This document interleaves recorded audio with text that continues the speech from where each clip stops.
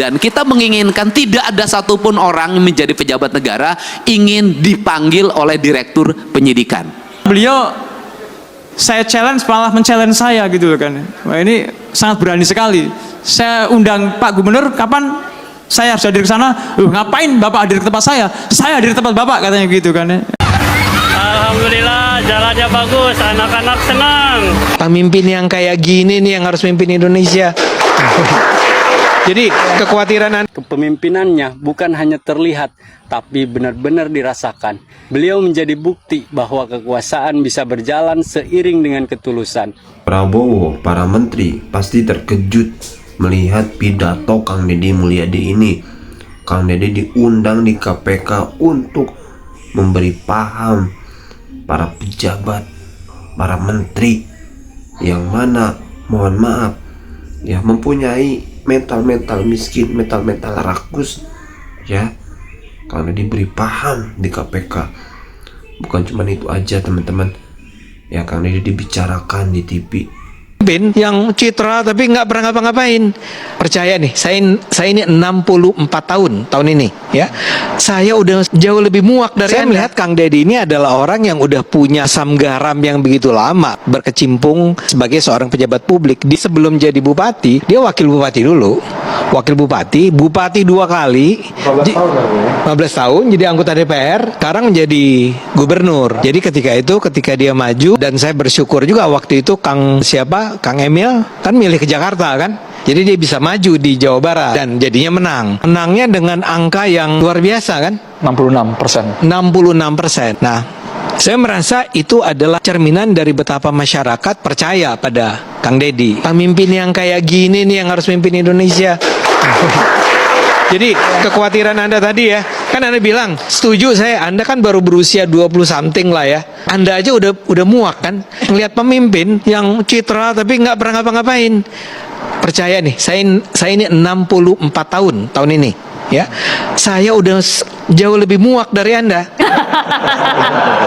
Begitu banyak memang pemimpin semacam itu. Nah, karena itulah begitu munculnya orang kayak Kang Deddy Mulyadi. Saya bilang, nah ini nih, Anda kalau menjadi pemimpin tiru Kang Deddy ya.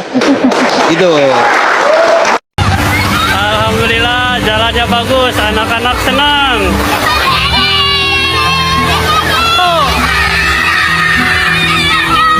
Makasih Pak Deddy. Mana problemnya? Problemnya adalah bahwa di DPR sendiri itu ada problem anggaran. Jujur, kita nggak usah lagi ngomong bahwa ini kita sudah cukup, ini tidak cukup, tidak. Setiap orang pasti ingin ada peningkatan kesejahteraan. Ini contoh yang harus segera dikoreksi. Anggota DPRD mengikuti perjalanan dinas keluar kota, keluar provinsi, tujuannya selain kunjungan kan ada benefit yang bisa dibawa pulang. Kita kalau jujur begitu. Hari ini benefit itu tipis, tapi tipis pun harus dijalankan. Inefisiensinya di mana, Pak Direktur? Yang harus ini segera dikerjakan dengan pemerintah adalah satu anggota DPR berangkat yang mendampinginya 7 orang. Sudah habis 7 tiket pesawat, 7 tiket kereta api, 7 kamar hotel. Dapatnya 500.000. Take home pay-nya itu. Bagaimana ini KDPR itu beranggapan kok kita tidak setara dengan DPR RI misalnya, provinsi kabupaten. DPR itu jelas. Nah, sehingga di DPR RI ketika menjadi anggota DPR nggak usah lagi berpikir fokir, saya ngalamin, nggak usah lagi berpikir aspirasi, ngalamin, karena dari aspek yang kita terima tiap bulan saja sudah cukup. Nah, anggota DPRD provinsi dan kabupaten biaya politiknya sama dengan DPR RI. Tetapi ketika masuk itu kedudukan keuangannya menjadi jauh berbeda. Karena jauh berbeda, nyarinya itu harus dari perjalanan dinas. Tapi inefisiensi sehingga anggaran DPRD provinsi itu gede banget, tapi masuk ke kantong DPRD-nya kecil banget. Itu kan cerita klasiknya begini. Untuk itu, forum ini saya minta ke Pak Direktur Pencegahan di KPK segera dirumuskan agar kedudukan keuangan ini menjadi setara. Untuk apa? Maka akan ada penurunan anggaran DPR. Sudah turun anggarannya, take-home-nya menjadi besar, sehingga uangnya ini akan bermanfaat untuk percepatan pembangunan. Dibanding seperti sekarang, jadi bolak-balik cerita bahwa tidak boleh meminta fokir dalam bentuk arah yang bersifat kepentingan individual. Iya, di forum KPK, di pembahasan tetap ada. Nah, kan dilemanya adalah, kita jujur aja, dilema kepala daerah, diikutin nanti ikut celaka, nggak diikutin regulasi pemerintah macet. Kan ini harus diomongin terbuka, nggak boleh lagi kita pura-pura tidak butuh tapi butuh. Jangan pura-pura di depan orang lain baik banget, di belakang itu diajak ke belakang. Ini hal yang harus, untuk itu saya meminta bantuan jajaran pimpinan KPK agar kedudukan keuangan DPRD itu sudahlah, daripada tikumpenya diputrin dulu, nyewa hotel, nyewa pesawat, langsung saja honor-honor diberikan berdasarkan rapat-rapat di DPR, dari mulai rapat komisi, rapat badan musyawarah, rapat badan anggaran, rapat paripurna 1, 2, 3-nya, itu semua. Kalau sudah seperti ini, anggota DPRD setiap hari akan di kantor, karena kalau tidak ke kantor, tidak rapat, tidak dapat tikumpai. Selesai, Pak. Setelah itu ekonominya berputar lokal di daerah itu, tidak lari keluar. Ini kan kasihan daerah-daerah yang dapetinnya dari PBB, parkir, pajak restoran, yang kecil-kecil dikumpulin, habis itu uang restoran yang dipungut dari restoran kecil dipakai makan di restoran berbintang di kota besar. Ini harus segera dibenahin kalau negeri ini ingin baik. Nah, kelemahan dari DPRD provinsi dan kabupaten, tidak bisa membuat aturan sendiri, karena seluruh aturannya dibuat oleh kementerian. Beda dengan DPR RI, bisa ngundang kementerian, langsung aturannya bisa direvisi. Itu bedanya. Modalnya sama, kedudukannya berbeda. Ini pertama. Yang kedua, di internal birokrasi ada inefisiensi birokrat. Apa itu? Jumlah pejabatnya banyak. Jumlah orang yang memiliki golongan 4B, 4C, 4D-nya itu banyak. Di provinsi, orang yang sudah punya jabatan itu nggak bisa kayak di kepolisian langsung menjadi perwira diparkirkan. Dia akan gugat ke PT UN, harus punya jabatan. Karena dia harus punya jabatan, walaupun merit system itu kan administrasi, merit system itu bekerja itu kan bukan pada wilayah angka, pada wilayah eksekusi. Nah, akhirnya di hampir semua pemerintah daerah itu memiliki struktur jabatan yang sangat banyak, memiliki jumlah penjabat yang sangat gemuk, kemudian juga sistem pengelolaan birokrasinya, tunjangan terhadap pegawainya adalah tunjangan kinerja. Ini inefisiensi keuangan yang sangat luar biasa. Itu terambil dana untuk pembangunan, untuk itu sangat besar, hampir 60%. Dan yang paling utama adalah, hari ini kita harus tahu, semua orang bahagia lewat apa? Laporan administratif yang bersifat digital. Akhirnya tukin-tukin itu hanya ditukerin dengan foto, dengan video. Tukin dengan foto dan video yang tidak berbasis praktis dan kebutuhan publik itu memiliki dampak yang luas terhadap rendahnya layanan birokrasi. Nah, kalau bicara rendahnya layanan birokrasi, apa sih yang dituntut oleh masyarakat terhadap pejabat publik? Ceritanya itu tidak panjang mereka itu. Satu, mereka pasti bercerita pengen punya jalan yang baik. Dua, pasti pengen punya cerita, punya layanan kesehatan yang memadai. Semakin dipilih oleh rakyat, maka rakyat ingin selalu free. Free puskesmas, free rumah sakit, kemudian free sekolah, semua free. Seluruh free ini juga, mohon maaf, tidak berbanding terbalik dengan perilaku publik. satu sisi negara mengeluarkan uang sedemikian besar untuk layanan publik, tapi publik juga tidak punya kesadaran untuk membangun postur dirinya. Saya berikan contoh, negara memberikan layanan terhadap layanan pendidikan free dari SD sampai SMA, terutama di sekolah pemerintah, free. Tetapi di sisi lain, anak-anak sekolah kita uang jajannya 25.000 sampai 30.000. Tidak berbanding terbalik antara apa? Peningkatan ekonomi rakyat dengan beban belanja pemerintah yang tinggi. Akhirnya beban pemerintah belanja yang tinggi, rakyatnya juga tidak berikan edukasi untuk melakukan efisiensi dalam hidupnya. Akibatnya laju pertumbuhan ekonominya rendah dan konsumtif. Nah, hari ini tuntutan negara itu hanya mengarah pada pejabat negara.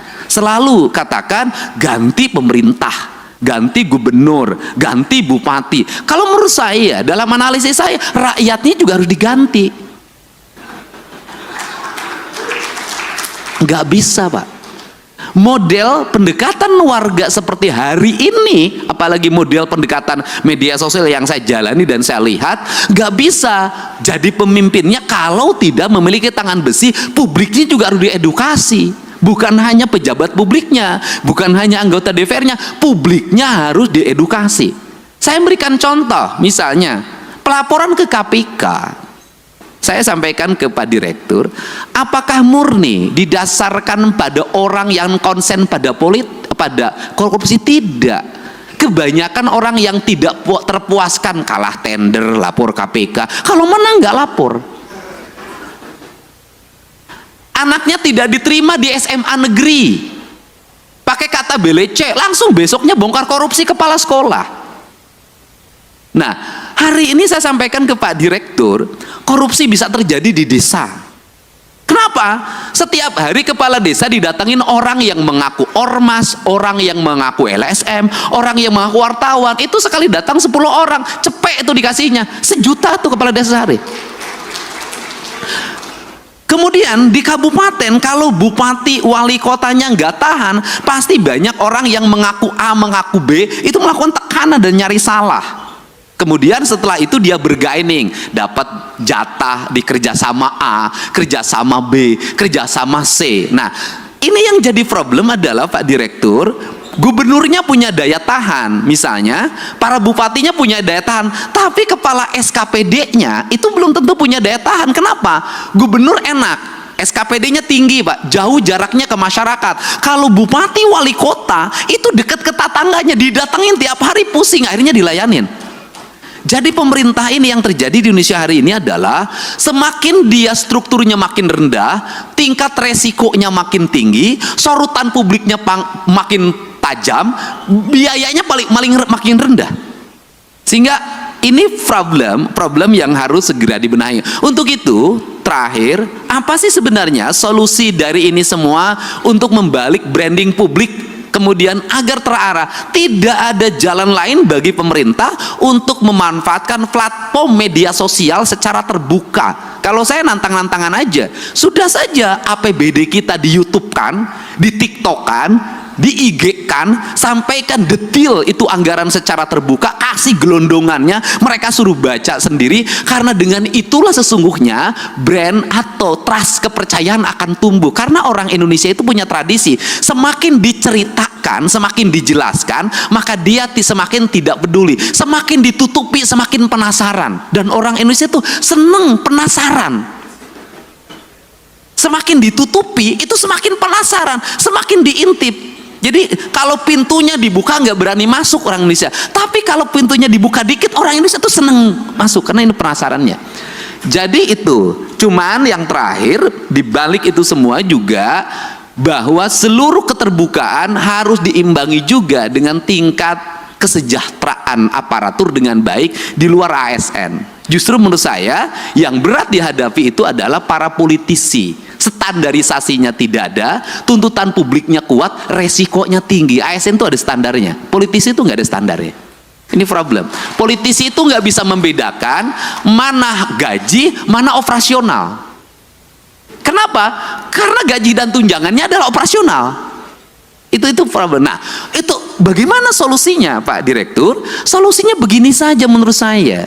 daripada operasional digabungkan dianggap sebagai tunjangan bagi para pejabat negara, lebih baik dikasih float. Dari total APBD yang dimiliki, berapa plot yang plot yang disiapkan oleh pemerintah dalam bentuk nilai, misalnya gubernur itu misalnya taruhlah 5 miliar atau 10 miliar, yang itu bisa didisposisi untuk menyelesaikan problem-problem sosial secara langsung agar dia bisa eksekusi. Kenapa? Kalau saya barangkali bisa turun eksekusi, wajar lah. Kenapa? Karena saya punya platform media sosial yang memiliki nilai. Tapi kan tidak semua para gubernur punya, tidak semua para bupati punya. Ketika mengeksekusi ke lapangan, ada banjir, bendungannya harus diambil alih hari ini, alat beratnya harus diturunkan, sembakonya harus dikeluarkan. Kepala daerah yang taat asas terhadap anggaran tidak akan bisa berbuat apa-apa.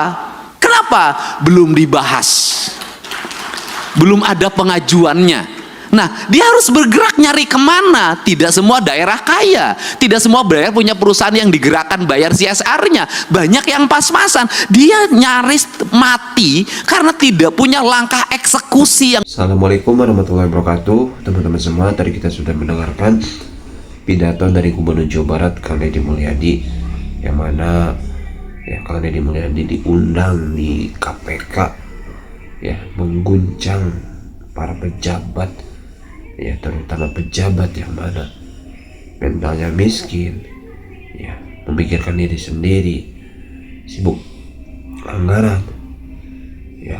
Kang Deddy basmi itu semua ya, tanpa rasa takut tadi di KPK ya teman-teman.